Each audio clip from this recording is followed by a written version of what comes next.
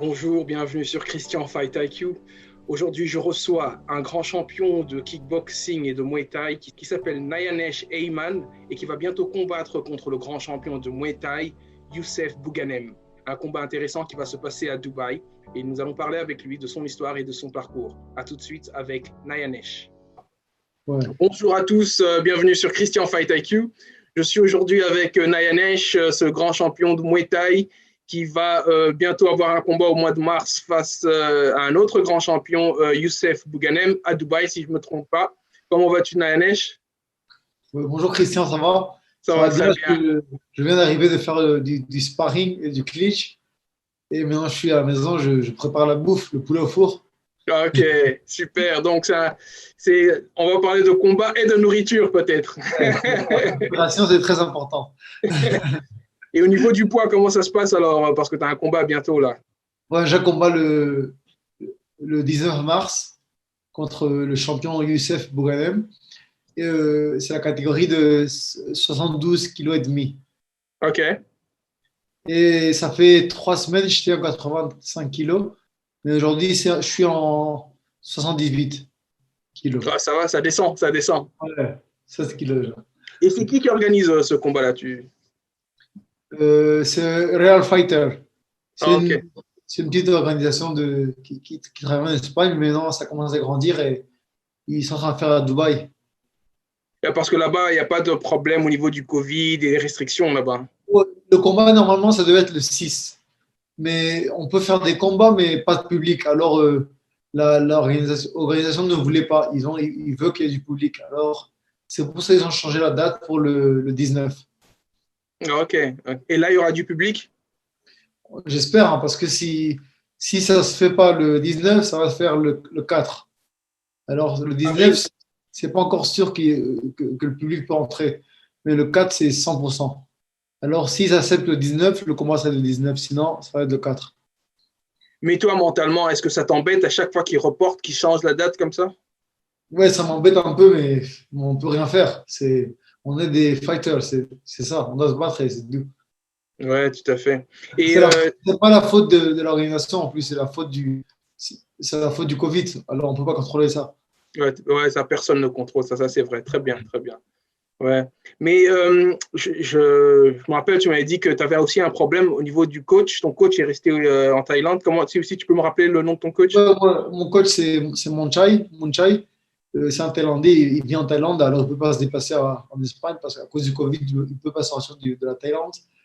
Et alors maintenant, à Madrid, je m'entraîne avec mes amis et je m'entraîne seul et je m'entraîne avec mon ancien coach. Et tout se passe bien? Ouais, ça se passe bien. J'entraîne pas comme en Thaïlande, mais quand même, j'entraîne. Parce que J'entraîne Youssef, c'est du sérieux, hein? ouais, c'est sérieux, mais moi, si je veux arriver à 100% pour Exactement. être à ce niveau et le donner la guerre. Yes, yes, yes, yes. Et si tu devrais analyser un peu Youssef Bouganem, Ouais. quels sont pour toi ses points forts et ses points faibles? Ses points plus forts, c'est les coudes et les low kicks.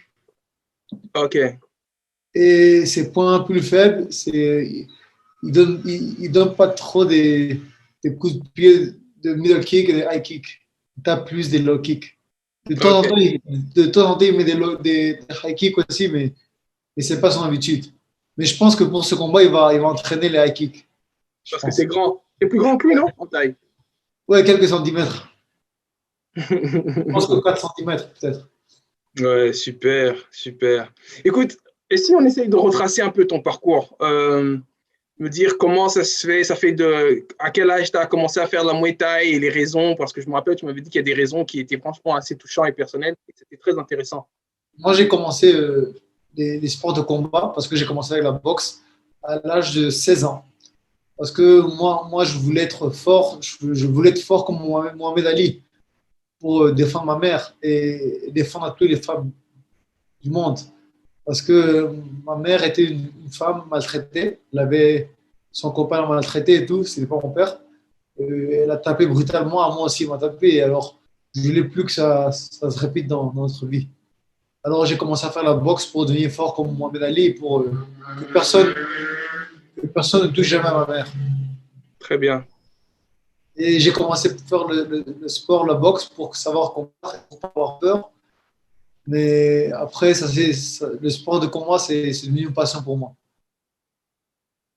Et donc, tu as commencé par la boxe J'ai anglaise. commencé la boxe, ouais. J'ai fait la boxe pendant 2 ans et j'ai fait 15 combats. Ah, Le quand même. premier, le premier combat, j'ai gagné par KO. Et c'est ça qui m'a attaché, le KO. Parce que j'ai dit, eh, je suis fort comme Ali.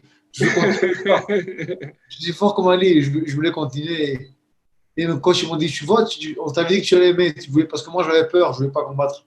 Je dis, non, ça, c'est pour les fous. Dans un ring, tout le monde te regarde, comment on va te taper. Je veux pas. Et c'est comme ça s'est passé. Ça a été pour moi une école. Le sport de combat, pour moi, c'est une école. Moi, j'ai pas de père, alors ça a été comme mon père, les sports de Et combat. c'était où? À Madrid, c'est ça? Ou ailleurs? Ouais, j'ai appris à Madrid. Ouais, j'ai commencé à Madrid. Et la transition vers la Muay Thai, ça s'est fait quand? Quand j'avais plus de combats de boxe, j'avais plus d'adversaires en amateur. Alors, j'ai un jour, mon, mon collègue de la salle, il devait faire un combat, il faisait du kickboxing, mais il avait un dérangement dans la jambe, alors il ne pouvait pas combattre. Et mon entraîneur, il m'a dit, tu veux combattre en kickboxing? Il m'a dit, moi, je ne sais pas. Il restait une semaine. Il m'a dit, t'inquiète pas, je vais t'enseigner à bloquer les low kicks et avec ta boxe, tu vas faire un bon combat. Et ça s'est fait comme ça. Mon premier combat, j'ai fait en semi-professionnel, hein. Directement? Ouais, j'ai combattu. J'ai perdu par C'est points. quoi, classe B, c'est ça? Ouais, classe B 5 fois 2. 5 rounds de mise. Et j'ai fait un bon. J'ai perdu par points, mais c'était un très bon combat que j'avais fait. Contre un adversaire qui avait 80 combats. Et moi, c'était mon premier combat. Waouh! Et après, 3 ans après, je me suis battu encore avec lui et je l'ai tabassé. Il m'a dit, mais comment tu as fait? Comment tu es devenu mieux comme ça? Il m'a dit, non, je ne suis pas mieux, maintenant j'ai appris. Avant, je ne savais pas. Maintenant, j'ai appris. Ah, et tu t'es lancé comme ça dans un combat alors que tu savais rien, donc tu n'avais jamais utilisé après à frapper avec les jambes. Jamais, ouais. Ah, très bien, t'es rempli de confiance en toi et ça, c'est bien ça. Et après le combat, j'ai commencé à entraîner les jambes, le kickboxing, le K1, la Muay Thai. C'est comme ça que j'ai commencé. Et tout doucement, tu as été monté, t'es monté. Ouais, moi jamais j'avais pensé que j'allais combattre au niveau international. Jamais, jamais. Moi, je pensais que ça allait être comme un hobby. Je veux faire comme un sport et c'est tout. Des combats comme quand tu joues contre une équipe de football. Ouais. Match, je pensais que ça allait être comme ça. Jamais j'avais cru, j'avais imaginé que j'allais prendre un avion pour sortir de l'Espagne pour combattre. Jamais. Ouais. Ouais. Surtout, et même, parce que je te demandais là une fois aussi, l'Espagne n'est pas très connue pour les sports de combat, mais tu m'as sorti quand même que quelques noms sont installés quelque part. Si tu peux me rappeler ces noms, c'est quelques combattants espagnols. Par exemple, l'Espagne à l'époque, c'était connu pour la boxe. Il y a une très bonne époque de boxe en Espagne. Il y a des champions du monde. Mais après, la télévision a abîmé la boxe. Ils ont détruit la boxe. Et ils ont mélangé la boxe avec la drogue, la boxe avec les mafias et tout le monde a peur de la boxe. Ah, Mais ok. maintenant, ça commence à revenir et la boxe taille aussi, ça commence à revenir. Il y a il y a des grands boxeurs aussi en dehors d'Espagne. Ils vont en Thaïlande et tout, ils combattent jour à jour. Ouais, Il y a des combattants comme Johnny Risco, c'est un Espagnol qui a gagné un knockout ouais. pour une fight. Il y a des bons combattants espagnols. Il y a Maximo Suarez, il y a Eddie Ruiz, il y a des Espagnols qui viennent en Thaïlande, des bons combattants. Et c'est super. Il y a Kevin Martinez, il a été médaille d'argent de IFMA Ok. et des War Games. Il y a des bons combattants aussi. Il n'y en a pas trop, mais il y en a. Il y en a. Et les clubs aussi, il y en a beaucoup. Je sais que toi-même, tu as un club, comment il s'appelle encore? Monchai Academy. C'est le même nom que le prénom de mon coach thaïlandais. Tu as Monchai. voulu lui rendre hommage un peu. Ouais.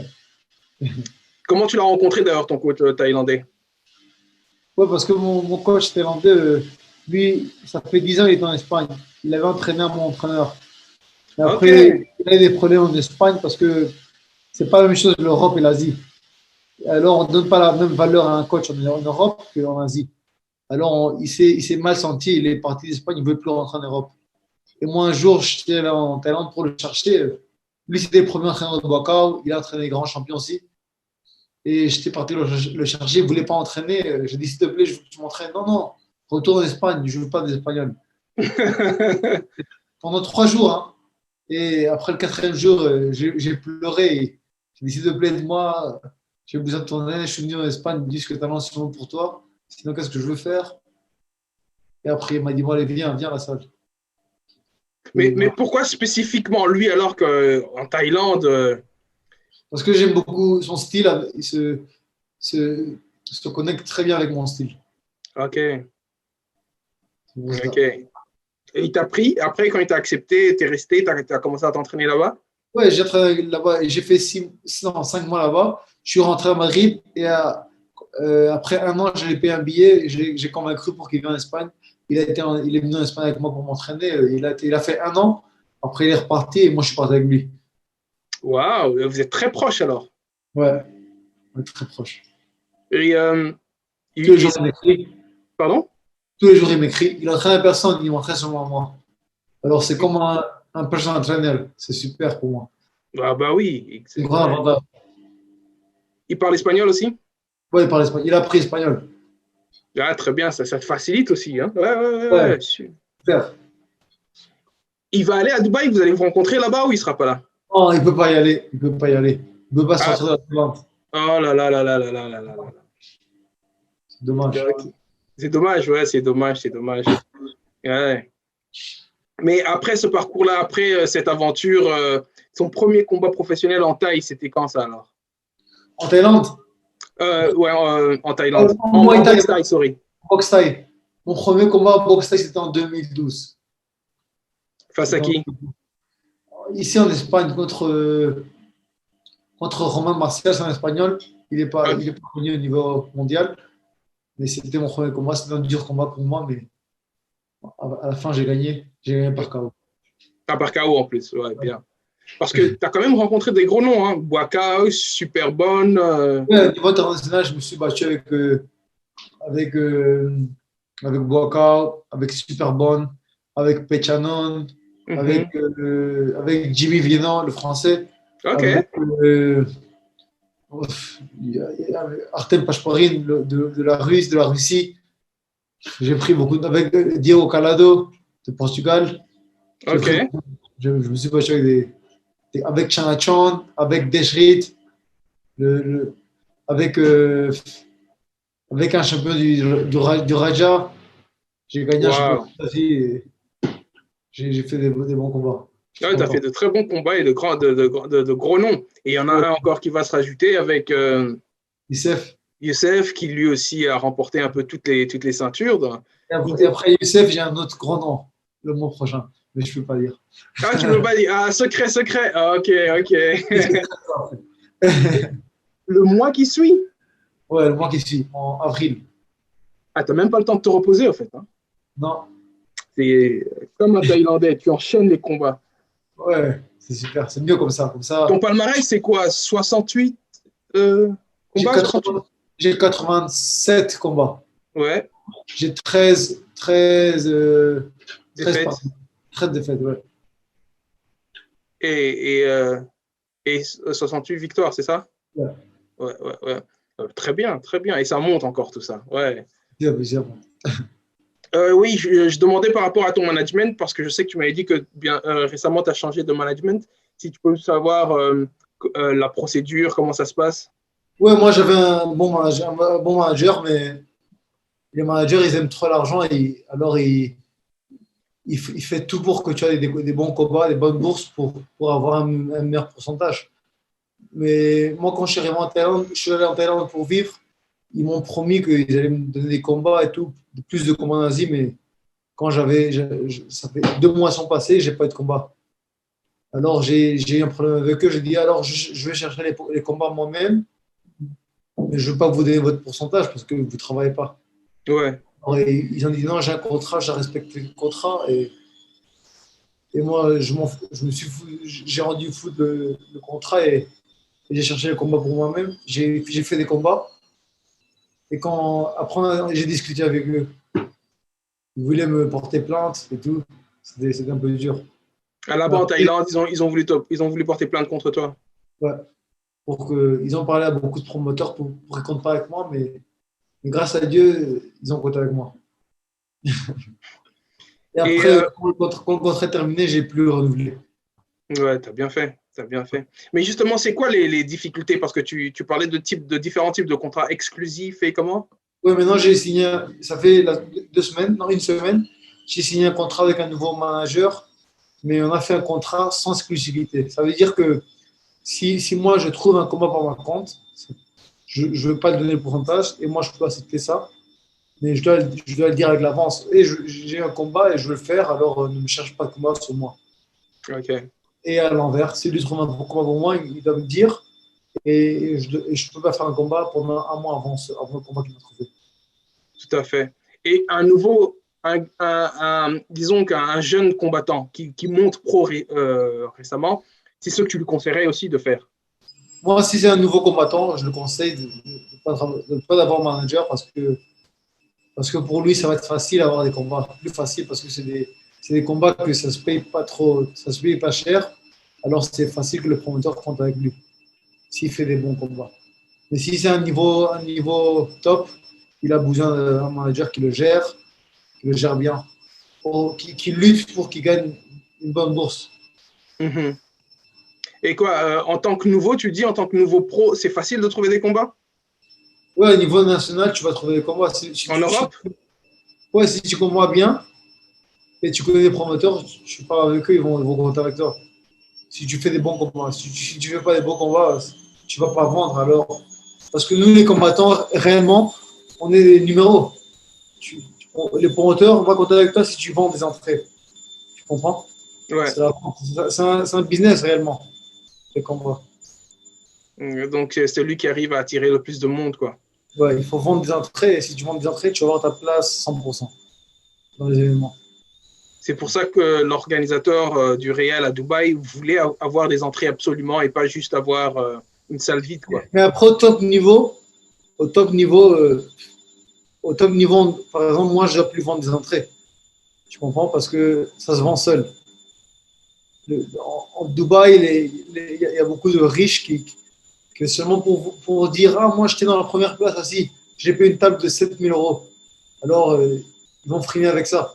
Ouais, ouais, ouais, ouais, ouais, ouais, ouais. C'est Surtout un jeu là-bas. pour eux. Peut-être ils regardent même pas le combat. Ils sont en train de boire, en train de parler. Ils sont assis dans la première place, dans la première file. Ah ouais, ouais, ouais, ouais. C'est ton premier combat là-bas ou tu as déjà fait des combats à Dubaï? À Dubaï, ils n'ont jamais fait. Jamais fait de combat à Dubaï. Parce que tu as fait quand même plusieurs pays, Chine. Ouais, j'ai fait la Chine, j'ai fait Thaïlande, j'ai fait Vietnam, Cambodge, Hmm. Malaysia, Hong Kong, Chine, Russie, euh, Angleterre, Ah, t'as voyagé, hein? Waouh. Afrique aussi, Libreville, En Afrique aussi, tu dis? ouais, amateur, ouais, championnat d'Afrique amateur. Ok. Combattu au Gabon, à Libreville. Mhm, mhm, mhm. Sénégal, Congo et Libreville. Ok. Ah ouais, quand même, quand même. Ouais. Ouais, en parlant justement de l'Afrique, tu avais fait un voyage là-bas. Raconte-nous alors comment c'était. En Afrique, l'accueil africain, tu sais comme c'est super, c'est incroyable. On va te recevoir comme si tu étais le roi du monde. C'est pas parce qu'ils ont envie de combat. C'est super, mais le gouvernement n'aide pas beaucoup les sportifs. Parce que moi, j'étais allé au championnat d'Afrique pour représenter le Congo. Alors la fédération m'a dit que le gouvernement va me payer le billet de l'Europe jusqu'à l'Afrique. Et après, les billets d'avion dans l'Afrique, les hôtels pour combattre. Alors j'ai dit, ouais, moi je paye, après vous me remboursez. Ils ne m'ont pas remboursé. Quand je Hmm. suis arrivé au Congo, moi, il y avait des autres combattants européens, congolais qui viennent d'Europe. Ils sont arrivés au Congo, eux, ils sont rentrés dans leur pays de résidence. Mais moi j'ai dit non, je suis déjà arrivé ici, alors je ne veux plus rentrer, je veux combattre. Et je suis allé seul à Libreville, seul, sans entraîneur. Je suis allé seul combattre. J'avais des entraîneurs des autres sélections, ils se mettaient avec moi. Ah, t'en as choisi un ou deux comme ça et ils ont été ton corner là-bas. Ils me disaient, tu veux qu'on t'aide, Tal? Moi, j'ai dit, ouais, s'il vous plaît. Quand on est sorti avec le drapeau pour la présentation de chaque pays, tous les pays étaient avec leur équipe, moi j'étais seul. Oh, waouh. Ils m'ont donné quand même un drapeau. Ils ont trouvé un drapeau congolais? Ouais, quand même.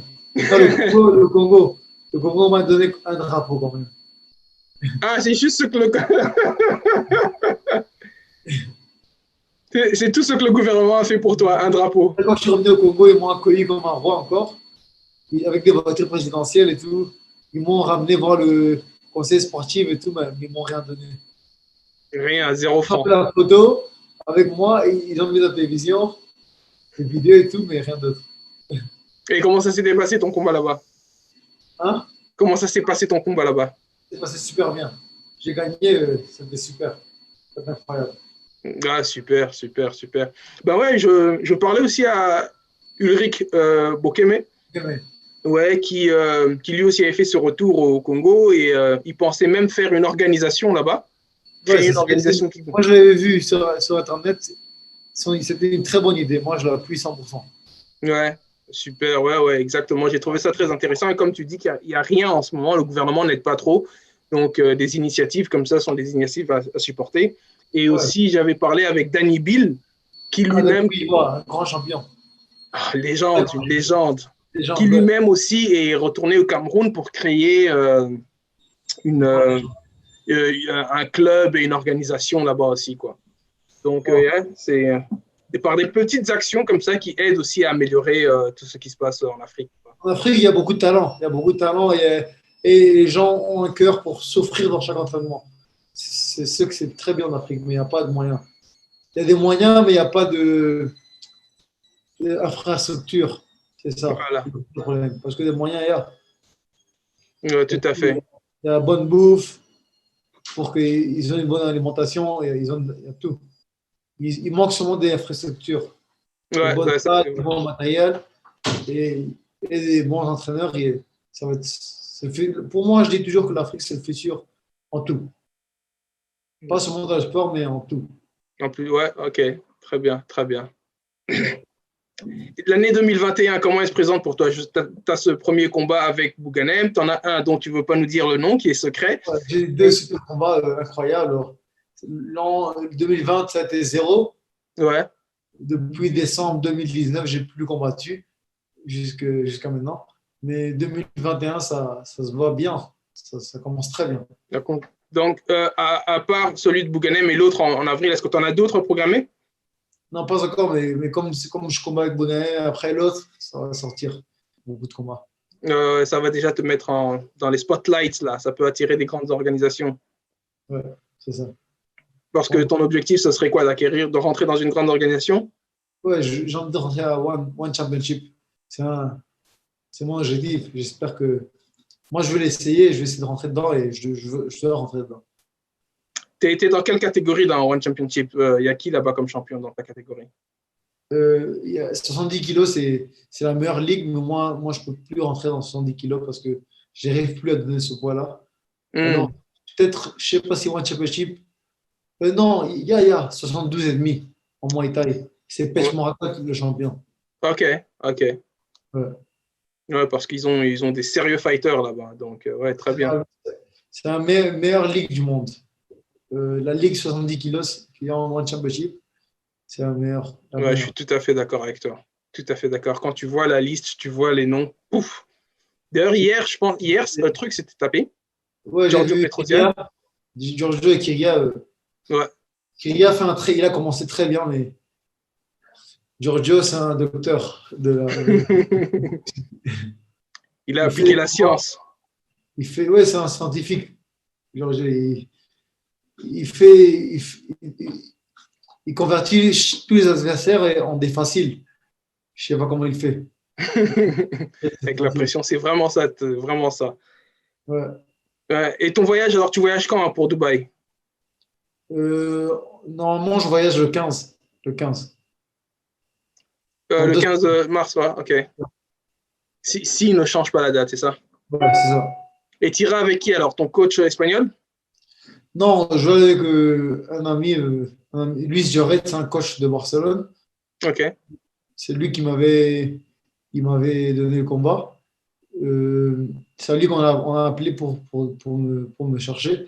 et il y a 5 Espagnols encore. On est 5 Espagnols. Mais à cause du Covid, alors ils veulent seulement qu'une personne d'Espagne représente tous les fighters. Alors, Ok. comme lui, c'est secrétaire de la WBC d'Espagne, c'est avec lui on va y aller. Ah, super. Et dans ton cours, on aura qui alors? Ouais, c'est lui qui va être dans notre coin, le 12. Ah, super. Écoute, je te souhaite une bonne chance et j'espère que tout va bien se passer pour toi. Merci. Merci Ouais. beaucoup. Je vais te laisser retourner dans la cuisine pour que tu puisses bien manger, récupérer tes forces. Merci. Et bonne chance pour ton combat et à une prochaine fois alors, Nayanesh. Un plaisir, Christian. Merci beaucoup pour Merci à toi. Pour tout. Merci à toi. Bonne journée. Que Dieu te bénisse. Bon week-end. Toi aussi. God bless you. Merci.